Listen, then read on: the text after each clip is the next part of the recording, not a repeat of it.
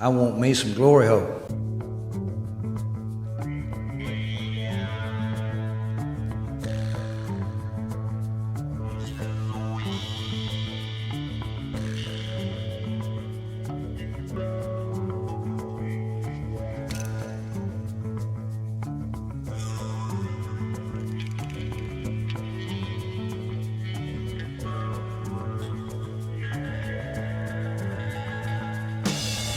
Oh, yeah. Hello, welcome to the Football Glory Hole Podcast. Whether you listen to us on Apple Podcasts, Google Podcasts, Spreaker, SoundCloud, YouTube, or on iHeartRadio, we thank each and every Glory Hole seeker for tuning in this week.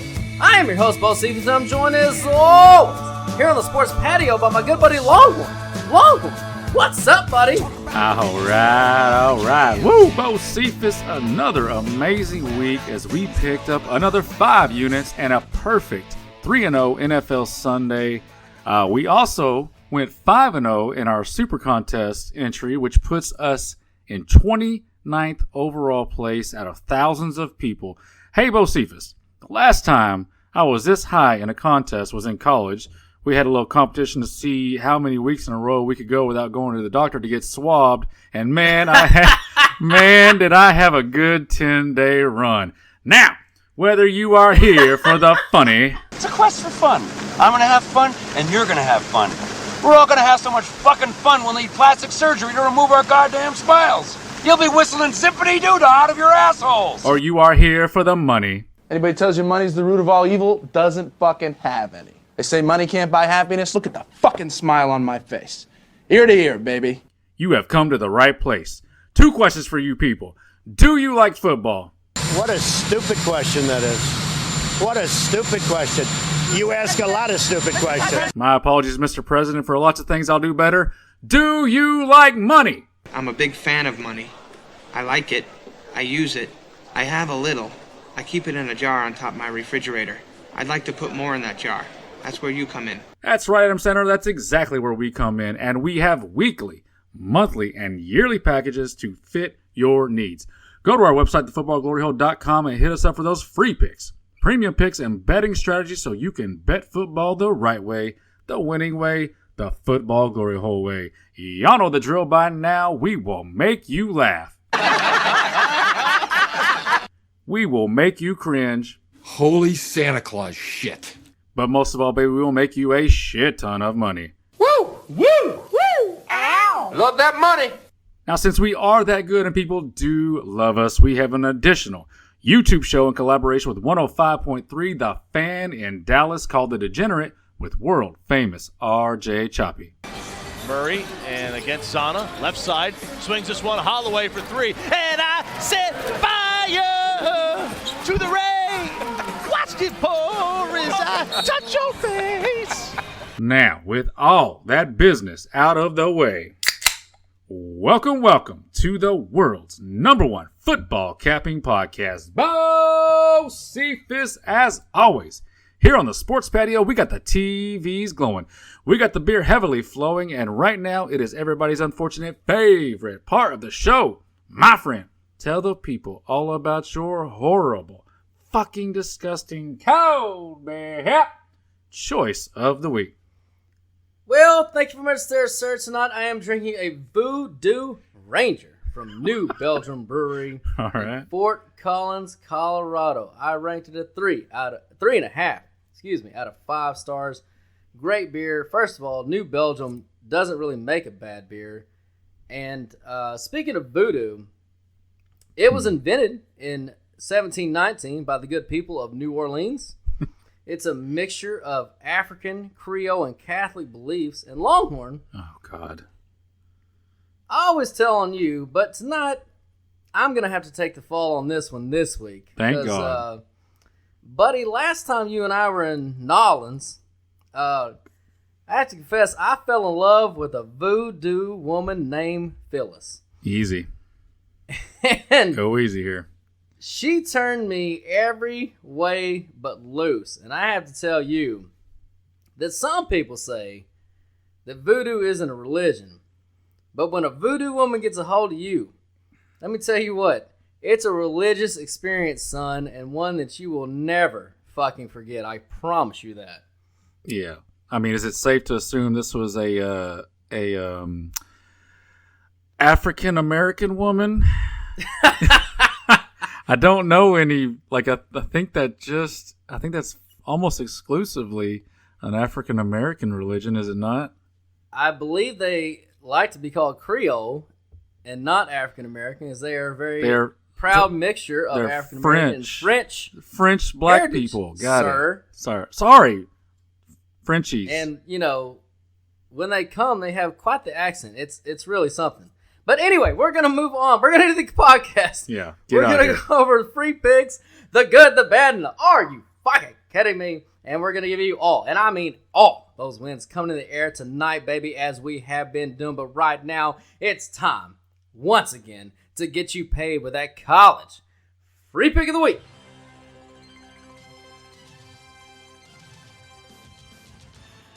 And this week, that pick is going to be those Florida Atlantic Owls -7 or 6.5 now versus Western Kentucky.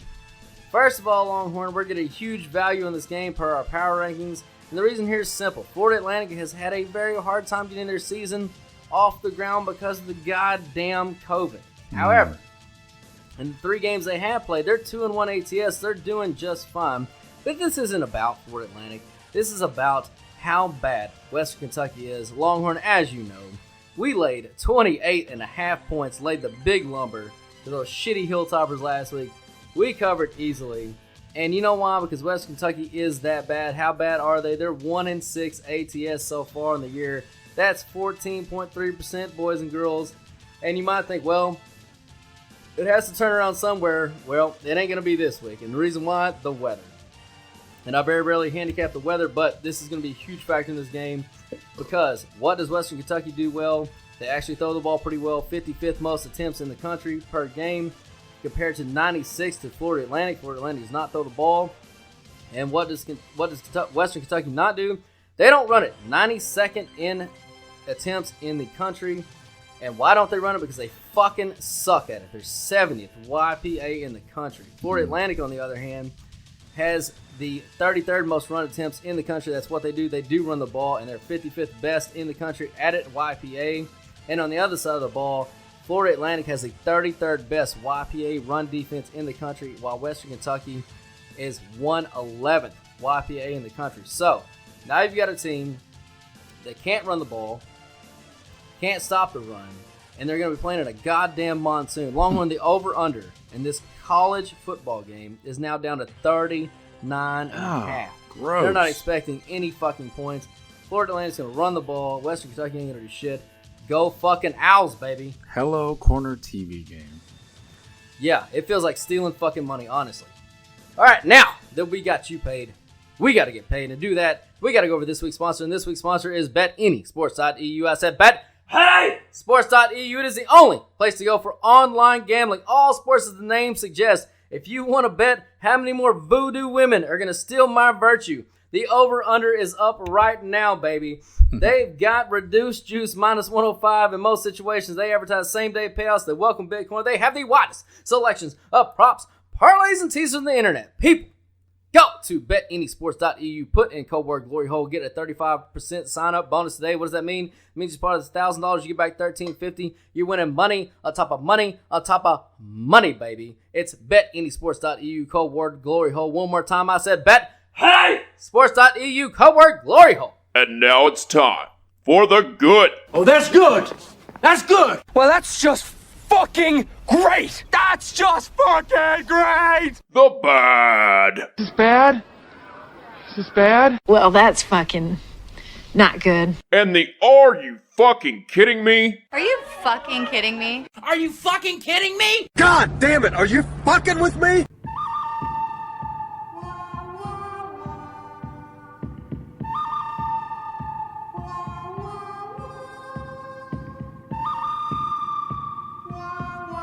All right, boys and girls, and as always, we start with the good, and the good last week it was again Longhorn fucking Huss, baby. Winning streak. 8-3, another 5 fucking units, 5-0 in the super contest, like my buddy fucking said. Let's fucking go. Love it. And now we move on to the bad, as we always tell on ourselves, because we are not only the best handicappers in America, we're the most fucking honest handicappers in America. God damn it. And one of our terrible picks last week, totally Longhorns' fault, was Kentucky and Georgia over. No. Yeah, neither team could hold on to the ball at all. Kept turning it over, kept punting, kept fucking around. Neither one of them could score. I mean, Georgia scored 14 points on Kentucky. What the fuck? Terrible. Yeah, you're not laying that at my feet, buddy. But but that was a bad. I mean, hell, you know what I always say? If you're gonna lose, crash and burn, Maverick. Crash and burn. We crashed and burned on that one, and that moves us to the Are You Fucking What's it gonna be?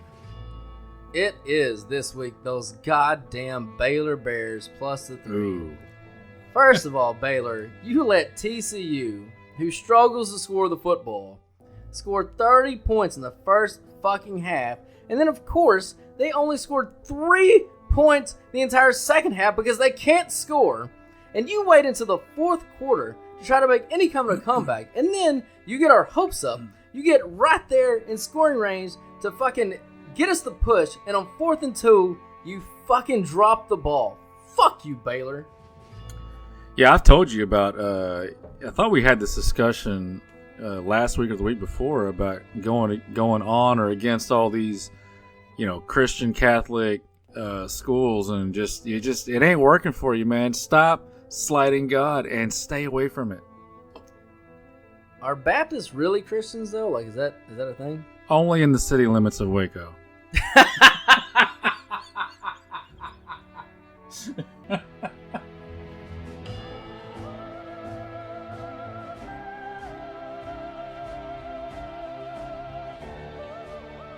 All right, boys and girls, it's time you've all been waiting for. It's time to get all those wins that were coming in the air tonight, baby!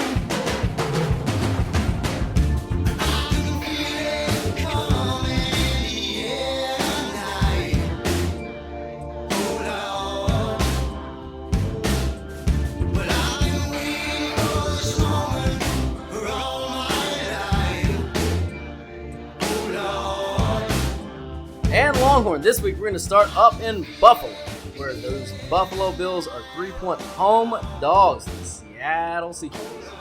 Yeah, and as hard as it may be to actually do, the sharp side on this game to me is to take Buffalo. Seattle's coming off a big division win, off previously a big division loss. So now they go across the country, out of division, out of conference.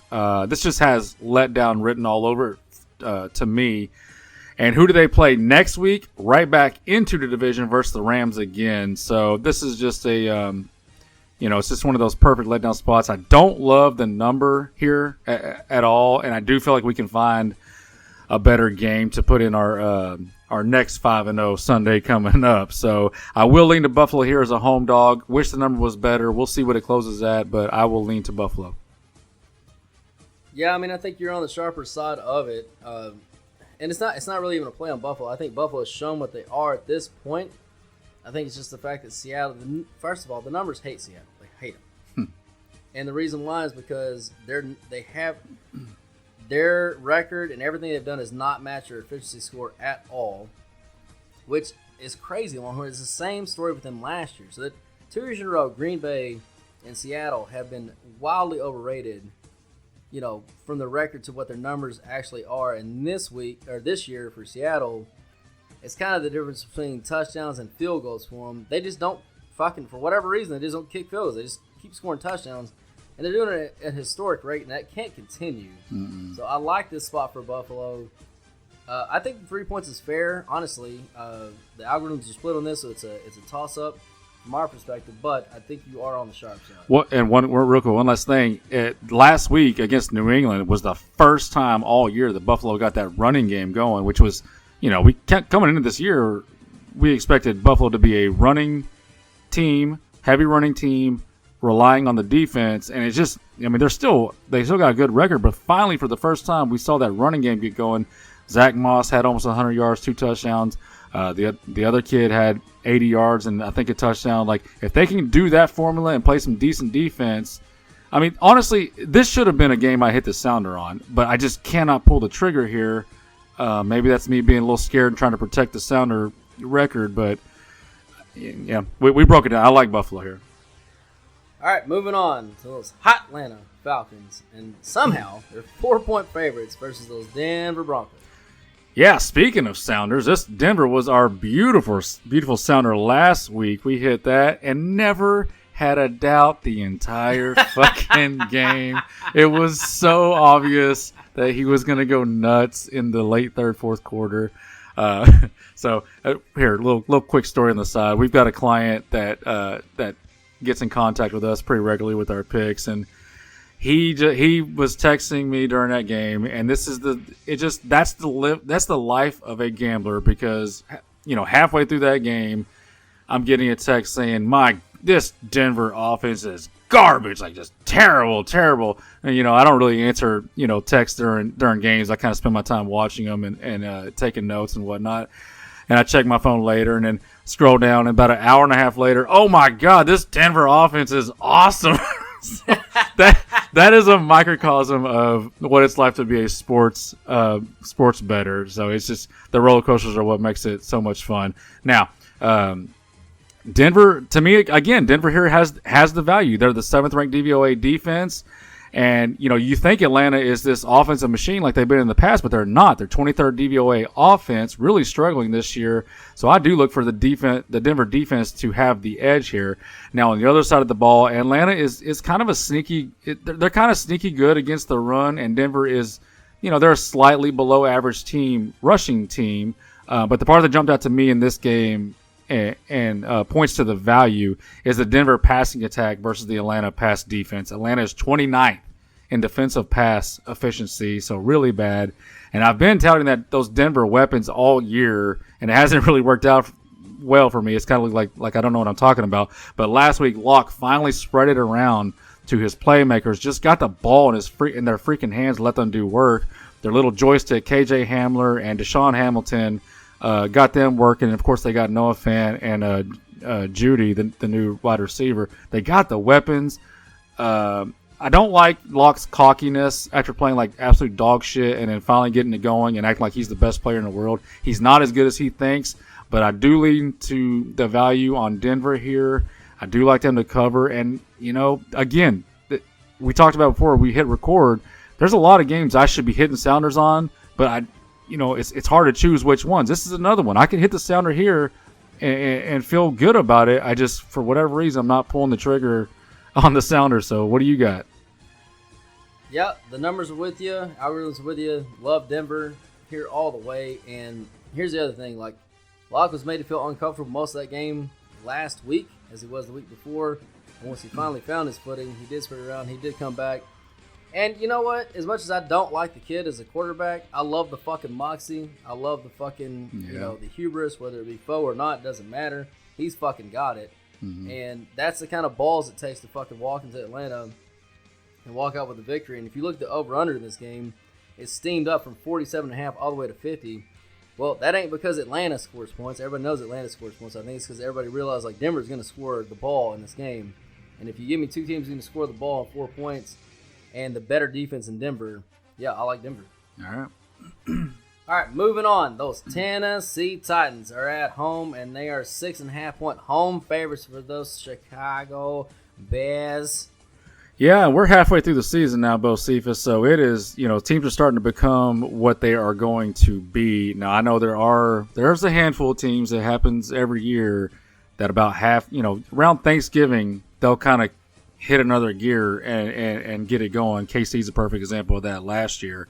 At this time, KC had a bad defense, and by the end of the year, it was just lights out. So, but that's not going to – I don't think that's going to happen in Tennessee. At least they have to prove it to me before they do. So right now they're just a bad defense. Joe Burrow torched them last week, and honestly, that was with a college-level offensive line protecting him, and Tennessee never freaking touched him. That was an amazing performance.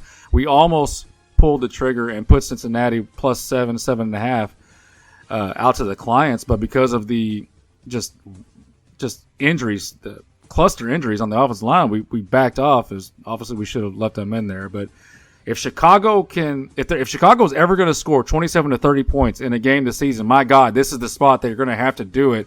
And if they do it against this future defense and they're getting 6 points on top of that, it really is just a slam spot for Chicago. Feels like a field goal game either way. I lean Chicago here. What do you got? Yeah, I'm with you. Numbers are with you. And the thing about it is, like, Tennessee traded for my boy King from San Diego. Yeah. Or whatever, L.A. Yeah. Big get. And big get. And he is, by Pro Football Focus ratings, the number one slot cornerback. But they really haven't been that bad at covering the ball. It's the fact they can't touch the quarterback. They didn't help themselves in that at all. And although I'm not a fan of Mr. Big Dick Nick Foles, if you give him time, he does well. And he's going to do well against them. I have no fear of that Tennessee defense in this game. I think, and Chicago has the better defense by far. It's not even close. Mm-hmm. So I think this is a slam spot, like you said, for Chicago. I like the Bears here. We liked them last week versus New Orleans. It was a little bit of combination of the defense for Chicago, but also the spot for New Orleans looking ahead to Tampa Bay. We said that New Orleans wouldn't pull out all their playbook. They obviously did not. They took them to overtime, blah, blah, blah. We got the cover. I like Chicago to get the cover here as well. All right. All right, moving on. Those Minnesota fighting Kirk Cousins. And they're at home off their huge win last week. Domination, as we called, versus Green Bay. And they're laying 4 points to your lines there, buddy. Yeah. This is funny. I do not have this on my list, so I apologize. For whatever reason, I missed that on the scoreboard. So you're going to have to take the handicap on this one, buddy. That's the first time what was this? 4 years in? That's never happened. Sorry, guys. I missed that one. Well, you know what? Joe Montana threw interceptions too, so here we go. God. Detroit, it came off the board because Stafford got put in COVID protocol, although he is now released. Obviously, with the line still being at 4, it actually got up to 5. It was finally announced that he's going to play. Okay.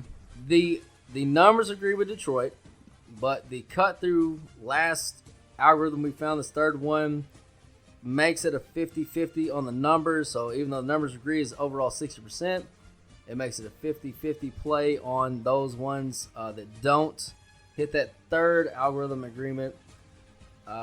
Minnesota just had the win of the year. There's no doubt about that.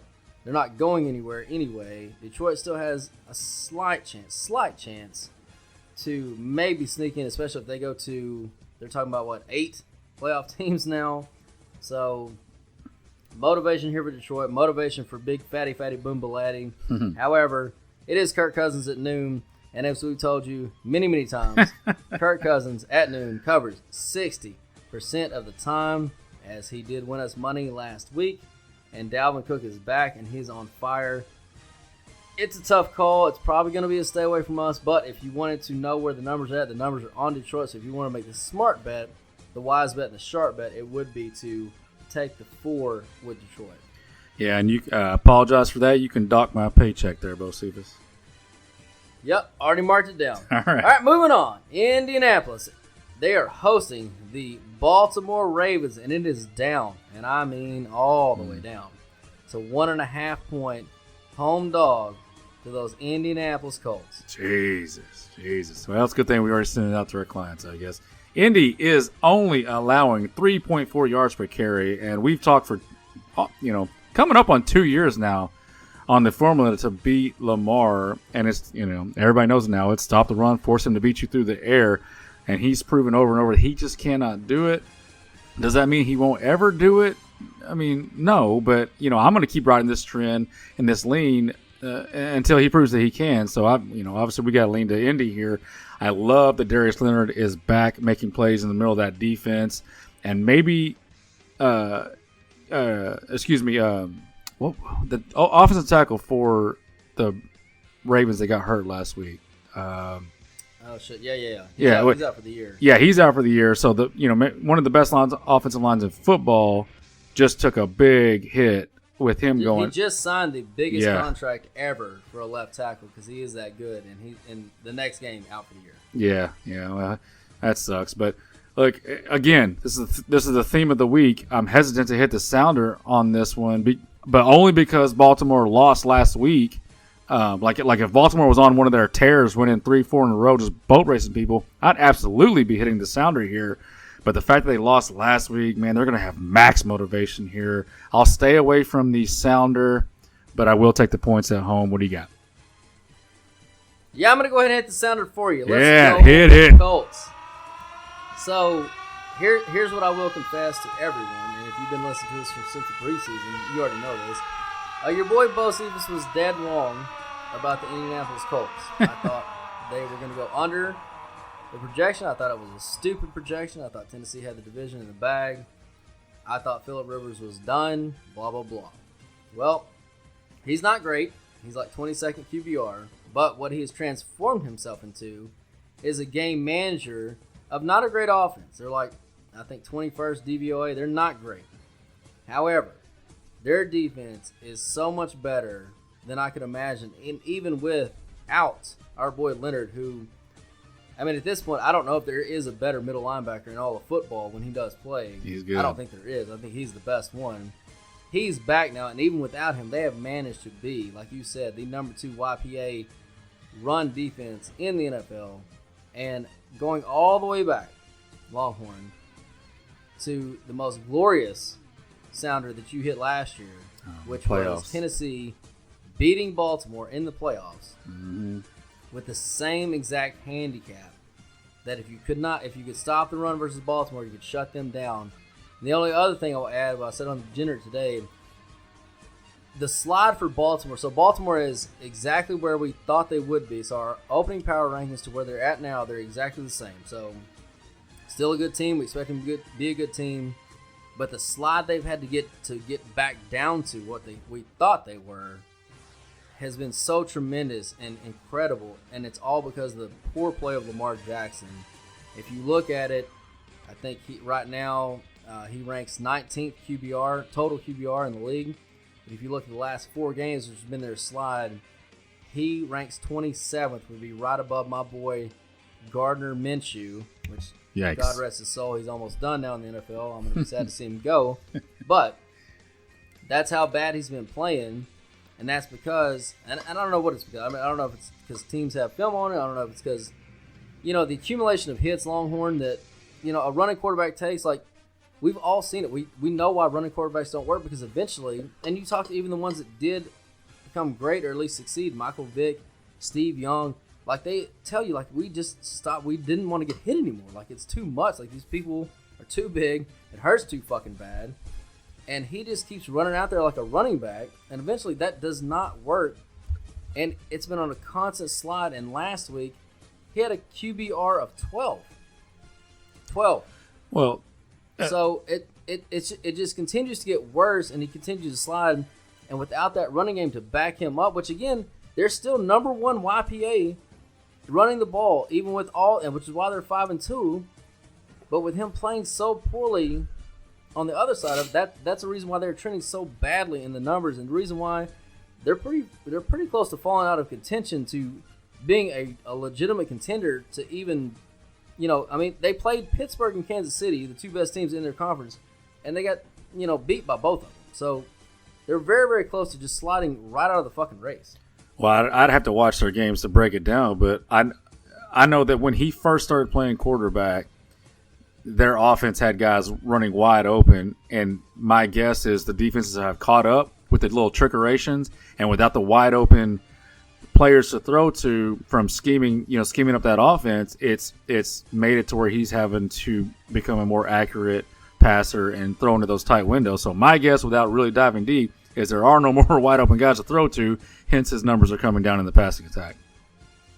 Absolutely. But even if you look at his rushing attack, he's not the same dynamic runner as he was earlier. And again, you and I don't get to the luxury of watching the 11-on-11 and doing what, so like pro scouts time guys' movements right on tape, like, oh, he's running this many tenths of a second slower to this side. Oh, his ball's fading over here. Like they scout all that. Like Bill Belichick is the fucking king of that shit, and we don't get that luxury. But what we can tell, what we do is correlations. And correlation, his play has gone down, down, down. Even though the running game hasn't really left that much. Like I said, they're number 1 YPA. So the only thing I can say is, like, at some point, like, maybe he's still banged up from early in the season. I don't know, but he's not physically the same dude. And Indy is going to punish their running game and punish him on Sunday. Maybe he should go down to New Orleans and get him a Voodoo Frenchie. Well, I would never not recommend that, but we're going to move on to Kansas City. And they are 10.5-point home favorites versus Carolina Panthers. Yeah, I love this game. I really do. Two things line up for me in this one. KC has played down to competition all year, and Carolina has shown to be a great team as underdogs. Getting over 10 points here feels rich to me, so give me 2 gloves to get that back door and stay within the 10 points against a KC team who looks to just get a win and head into the bye week with no injuries and a win under their belt. I lean Carolina. Yep, the numbers lean with you, brother. All right, moving on. Those Jacksonville Jaguars and my boy, God rest his soul, Gardner Minshew II, who there is no first, is not playing. I have no idea who the starting quarterback is, but they're catching 7 points at home versus Houston. Yeah, and, we did put ourselves on double secret probation on Jacksonville, so we're not allowed to pick them and put any more losers on them into the pile. But guess what? Once again, give me some of those Jaguars catching, almost a touchdown. I can't help it. And you say you don't know who's starting quarterback for them. Well, I looked into it, and the list of 2 or 3 quarterbacks that I saw didn't fucking matter. It does not matter who it is. So even though Minshew is out, it's just not going to matter. He's lost his way, with this offense. So if they do downgrade because of the new quarterback that they'll go with, it's only going to add value to Jacksonville because they're going to downgrade too much. And the quarterbacks that are coming in, they can't play any worse, and they might play better. So, everything points to me with Jacksonville. Houston is not good enough to lay almost a touchdown on the road in division. I lean Jacksonville. All right, boys and girls, that was a fucking sharp fucking get handicap for my boy Longhorn there. This game opened at 4. It's at 7, so you're talking about 3-point downgrade. Mm-hmm. Here's the thing, and here's what we'll confess we missed, and I think you mentioned early on Cincinnati. So we missed on Cincinnati last week. The numbers said to take Cincinnati. We kept it out because of all the injuries, right, to the offensive line. We didn't think it was responsible to put that out to our clients. We kept it out. But where we missed was Cincinnati already had a below-average offensive line. So if you're below average with your starters, your backups by definition are below average already because, they're backups. So how much of a downgrade could it possibly be to back up below average with below average? Gardner Minshew, as I mentioned before, 27th best quarterback in total QBR, which means he's well below average. So you're telling me now that you're going to put in a quarterback and you're going to give me 3 more points of a guy that's already below average. Like, that's hard to fucking do. So that's a great fucking handicap. It's sharp as fuck. And for all you guys listening, like, that's something you need to keep in mind. Like, injuries and everybody makes a big deal of injuries. Well, you got to remember who's getting injured and who's replacing them. If it's, an all-pro level player, obviously, to a backup, that's a huge discrepancy. If it's just a fucking jag, right? If it's just a fucking starter, he might be a little bit above average, or maybe not. He might just be average, but his backup is probably just a little bit below average. So, like, what does that really mean in the scheme of things? So, sharp fucking handicap there, brother. And the numbers lean with you, too, to Jacksonville. Yeah, well, you can take that dog off my paycheck now. All right, we're moving on.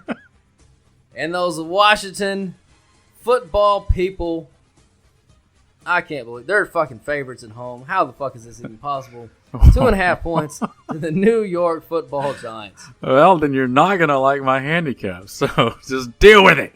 So we all remember the last meeting when the Skins of Red went for 2 at the end, didn't make it.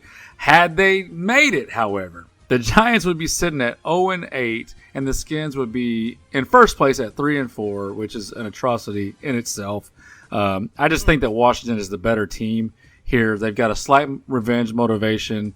They should be able to, obviously they will disrupt Danny Jones, and he likes to fumble and throw the ball to the other team.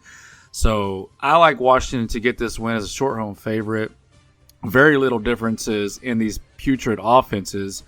But I will say that at least Washington has a couple of guys with home run capability. I don't see that with the Giants. On the other side of the ball, massive advantage to the Skins of Red with their 4th-ranked DVOA defense. Eileen Washington. Yeah, so that's the thing that kept it out of our picks. The numbers are on agreement with the Giants because efficiency-wise, they are the better team. However, the massive, anytime we have any kind of massive difference like that, on one side of all the other, it does kick it out. So that is what kept it out of our picks. I'm going to disagree with you, though, here, because all I'm going to say is, as bad as Daniel Jones is and can be, if you've watched him play, I know this is stupid to say, but he's playing better. He's playing better. He just makes so many dumb decisions. Like, he makes plays, you're like, fuck, this guy can play. And then 2 plays later, like, oh my God, this fucking guy's an idiot. Yeah. And terrible. that happened, again, and again, we won that. That was our 5-0, right? We had the Giants on Monday night against Tampa Bay. That made our 5-0. And there were so many times in the game we're like, fuck yeah, this is a winner. And then Daniel Jones would inexplicably fucking throw a terrible fucking interception for no fucking reason at all. I'm like, God damn it, dude. Like, how many times do you put this game in fucking jeopardy for us? Holy shit. But, again, he is playing better, so I'm going to lean against you on this one. But anyway. That'll work. All right, moving on. We're going to go to L.A. And those L.A. Superchargers, they are hosting our Las Vegas Raiders. And this game is all the way down to a pick 'em, baby. Wow. Okay, so obviously L.A. coming off that crushing loss to Denver last week, and they traded away you already mentioned that, traded away one of their best defensive backs midweek, and to me that's throwing up the white flag. I am just not a fan of backing teams who appear to be looking forward to the next season. You got a huge coaching edge to Vegas here, and almost at this point a huge roster advantage. I'm massively, this is, you told on yourself, let me tell on myself, I'm massively underrated the Vegas Raiders this year. I did not see this roster coming together the way it has this year, so props to them. But also on top of that, they got the massive motivation edge to me as well. The win last week for Vegas versus Cleveland put them in the driver's seat for that last playoff spot. So they're only looking forward now to keep gaining ground. I lean to Vegas here. What do you got? Yeah, I'm with you. I think Gruden's got his bunch playing right, and as much as he hates his fucking quarterback, he's putting points on the board, and the over/under in this was 51.5. So there's going to be points put on the board, and your boy has exceeded expectations so far in LA for sure. However, he has not shown the ability to close games like last week against our Broncos. So yeah, go Raiders on this one. All right, moving on. And we're going to those Dallas Cowboys. And they are, boys and girls, this is almost historic. They're 14-point home dogs to the Pittsburgh Steelers. Unbelievable. Well, Bo Cephas, I am actually going to use the Cows as my weekly Who Cares Mailed-In handicap of the week. Don't really want to talk about this game at all. Can't believe that they're laying 14, or Pittsburgh is laying 14 in Dallas, but I do love the fact, however, that the computers that we ran, your little algorithms, put the Cowboys at the projected second overall pick in next year's draft, and we did get some free on-air advertising from Choppy on the fan with that one. So other than that, we obviously don't like laying huge numbers, but on a forced lean, I would only lay the points here with that Pittsburgh pressure defense. You're going to have possible strip sacks, possible pick sixes. I could only lean to Pittsburgh. Yeah. So a couple of things in this game. One, this is the second biggest dog Dallas has ever been at home in 1980. I looked all this up. So I think it's 1989. Danny White. 14.5 point home dogs not to Danny San White. Francisco. The biggest dog Dallas has ever been was on the road in Oakland to the Raiders in 2001. They were 18-point dogs when Anthony Wright went out there, and they only lost by a field goal, so they did cover that game. Anthony Wright. So again, this is historic, and it's also historic because the Cowboys are the very first team in the history of the NFL to go 0-8 to start the season against the spread. Oh. Never been done. Never been done. New league record. Congratulations, Dallas. Congratulations. Yeah. One of the questions that came in today on the Jenner was, do I keep doubling down on the Cowboys till I win my money back? Which is a terrible strategy. However, my answer was, kind of like the stock market, you got to buy at the dip, at the most apex of the dip to maximize your return on your investment. You got to decide, is this the biggest dip there's going to be, or does it get worse? Here's what I will say by the numbers. It's minus 14. The over-under is 42. So if you double that, that's 38. It's within 10 points historically. The dog covers this over 80% of the time. This is one of those weird trends. However, there's no way I'm putting my fucking money on it. Fuck no. That just giving you some perspective on historical references here, but it doesn't get much worse than being 2 touchdown dogs at home in week fucking 9. Jesus. All right, moving on. Those Arizona Cardinals, they are hosting those Miami Dolphins, and they're 4.5-point home favorites. So last week I told you about a game that my first look lean was different than after I dug into it and did the handicap. I liked San Francisco last week +3 versus Seattle. And then after I dug into the numbers and did all the handicapping, I flipped that to Seattle -3, and it paid off for us. So I feel the same way about this one. My first look lean was Miami, but I'm on Arizona now. And Tua was 12 of 22 for 93 yards last week, and they absolutely boat raced the Rams with defensive touchdowns and special team touchdowns. So to me, the value is automatically on Arizona coming off a bye against a team that's going to be overinflated based on what they did last week. That does not mean that I don't think that Miami is not a damn good team, because they obviously are. What I saw last week, being able to do that with basically getting nothing from your quarterback, tells me all I need to know about the rest of the roster. But that you just can't duplicate that week to week in the NFL. So I feel like that's gonna only give the value in the line to Arizona. Now, last week Miami did face a statue quarterback, and they're going to go up against a mobile quarterback this week. So that could be the difference. Arizona is the 4th ranked offensive rush efficiency, and Miami is dead last in the NFL in defensive rush efficiency. So that could be a huge factor in this game. I think Tua is going to have to play one of his better games. He's only had 2. This will be his second. He's going to have to play a damn good game here for them to cover. And we obviously haven't seen that yet. It's only been 1 game, so I'm going to lean Arizona. Yeah, the numbers are split on this one. I love your handicap here. And looking at the projected wins we talked about, we gave out today, and what Choppy gave out. So Arizona at this point is, by the numbers, them and the Rams are projected to tie for the first place in the West. Now, Seattle's going to have to slide back, which, again, I told you the numbers hate them. So they're going to have to continue to defy the odds to win this division. However, little sneaky best bet here, Arizona's +350 right now to win this division. They're only a game back, and they already have a game in hand versus Seattle, who's leading the division. Oh, there you go. I think Arizona wins this game. I think they cover this game. I think Tua, like you said, he didn't play well at all. And I think he'll play incrementally better. Right. There's no doubt about that.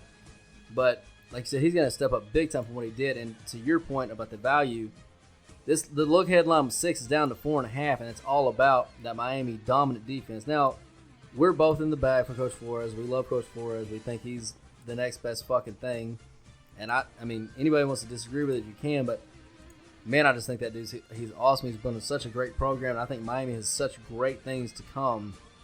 However, in this spot, I think it's Arizona. They cover. They win big. And again, +350, boys and girls. They're only a game back, and they've already got a game in hand versus Seattle. And that was in Seattle. Now Seattle has to come to Arizona. They've already got kind of the tiebreaker advantage there. +350 looks a little tasty. I like it. All right, moving on. Those Tampa Brady Buccaneers are hosting the New Orleans Saints. Voodoo Woman named Phillis might be in the stands, but Tampa Bay is laying 4.5 points at home. That might change my handicap a little bit. Here we go. Game of the week, and Tampa Bay is looking to get one back against New Orleans, who beat them in Week 1 But, of course, in that game, they did get the pick 6 from Brady. And I know they had a punt block. Was that punt block for a touchdown, or did it just set them up? I can't remember. No, just punt block. Yeah. Well, either way, since that day, since week 1, New Orleans really hasn't improved a lot, and you can maybe touch on that with the power rankings. But Tampa Bay, while they may have not improved a lot on what we thought they would be because we had them rated properly, just what they've shown, what they can do is only going to improve as the season goes on. Their running game is starting to get it going. They're mixing in Fournette. He had his best game. On top of that, AB is coming back this week, and in a normal situation, I'd say that's probably not going to be an advantage because no matter how good the receiver is, coming in after not playing for so many months, probably not going to be something to even mention. But he and Brady have a connection, and he walked into New England last year and immediately put up a good game with a touchdown. So they obviously have some sort of weird connection. Hell, I think he's going to be living with Brady. So there's something weird going on there. Maybe the voodoo lady can check that out and see what's going on. But I do expect, out here outside on the grass, Tampa Bay to get it going, get Fournette to continue to add to his role. The line is starting to come down to the range where it's a play for me. What are those numbers, Bo Stevens? Where did it open at and where's it at now? So it opened at it opened at 4.5. It got all the way to 5.5, and now it's back down to 4.5. So it got bet up and then bet back down. Okay, so and you still get it to 5 at circa right now. Yeah, I'm gonna be patient here and just if it dips under, if it's at 4, anything under 4, that becomes a play for me on Tampa Bay. What do you got? Yeah, I would agree with you there. And talking about the power rankings, so Tampa Bay, exactly to your point, they are within 0.02 of a point right now from what we had them projected at the start of the season. They're exactly where we thought they were. They are where we thought we were. Exactly. And New Orleans has dipped all the way 2 points, which we gave you that handicap last week when we took Chicago. Right. Well, they did nothing last week in Chicago to improve their power ranking. They're exact same as they were. There's no upgrade, no downgrade. Yeah. So you're talking about a team that's dipped to, and if you think we're wrong, that Tampa Bay is the same, New Orleans hasn't been downgraded, just remember this. In the first game, New Orleans was a 3.5-point home favorite. Now, normally you play the 6-point game in a normal year, right? You can't do that this year. It's 1 point. So it's a 2-point flip. So if it's a 2-point flip, that means New Orleans should be 1.5-point favorites here in Tampa Bay with a 4.5-point dogs. So that's right. 6 points right there. So that's 6-point flip. So if you think that we're wrong, that means you think Vegas is wrong, which means you should take the Saints. However, we're not wrong because we weren't wrong last week in Chicago. Yeah. We haven't been wrong on New Orleans all year long, and New Orleans, again, Longhorn, is now 2-5 ATS. They have not performed. They just keep getting overrated. And I thought, like you thought, when we saw the number at 5.5, we were both like, that's too many goddamn points. Because at that point, that's a 9-point swing, and our numbers did not support that at all. Getting down to 4.5, it's getting pretty close. If you get it under 4, I'm with you, man. It's got to be a forced lean to Tampa Bay at that point. So we're on the right track. We'll see what the public does with this number from here on out. But I think that, at 4.5, I don't know. I'm still struggling that New Orleans won't cover that. But if it gets under 4, I'm with you. I kind of like Tampa Bay. Agreed. All right, moving on to the Monday Night Football game, and that's New York. J-E-T-S. Jets! And they're hosting those goddamn New England Patriots. They're 7.5-point home dog. Well, this was going to be my Hello Corner TV game, but it is the only game on, and so you know what? We'll have to wait till next week to pick a Hello Corner TV game. Let's keep this one simple because the game is just simply gross and unwatchable. The Jets are 31st against the pass, but that doesn't fucking matter because New England can't throw. But they are 10th against the rush, and that does matter because that's all New England can do. Catching over a touchdown at home in a scheme matchup Jets, Jets, cover, baby, cover. I fucking love it. Numbers love it. Yes. Everything loves it. New England fucking sucks. Cam has completely lost his way, and Belichick. Here's all you need to know. There was a quote from Belichick. Was it last week? Yeah. And he was basically admitting that weird. Dealing with the salary cap, he's having to play all these young guys, and it's really hard for him to win football games. You've never heard that ever in life from Bill Belichick. He's throwing up the white flag. They tried to trade Stephon Gilmore. Like, if they could have traded him for anything, they would have. Like, they're done. He knows they're done. And they're going to be jockeying, for that. And if you look at the projections, the Jets are the only team in the division projected to finish underneath them. They're going to be jockeying for one of those top 5 positions. I think that's what they're going for, and I think they're on their way to getting it. We will see. All right, boys and girls, that was all those wins that were coming in the air tonight, baby!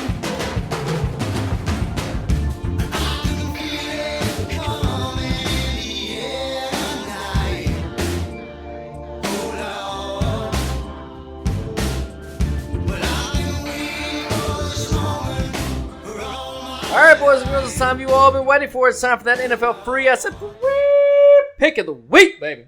Yeah, and I'm going to piggyback off you hitting the sounder on those Indianapolis Colts. Let's take them to win that game. Well, we're going to take the points, clearly, but let's take them to win that game. Also, free pick of the week in the NFL is going to be Indianapolis plus the points.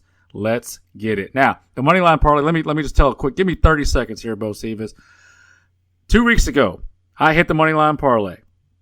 Paid out. Last week, I missed the money line parlay. It's a 5-team money line parlay. I missed about one team, and it was those stupid fucking Browns, and I take responsibility for that. You should never put a game in a money line parlay, 5-team, in a game that has severe weather conditions. My fault. Could have picked almost any other team and cashed 2 weeks in a row, but let's see if we can get back on that money line train this week. And although I was shy with all my sounders during the breakdowns, I put all those teams into this moneyline parlay, so this one obviously pays big. We're going to take Buffalo, Denver, Indy, Las Vegas, and Arizona. That 5-team moneyline parlay pays out 3-1. Let's get it. Woo!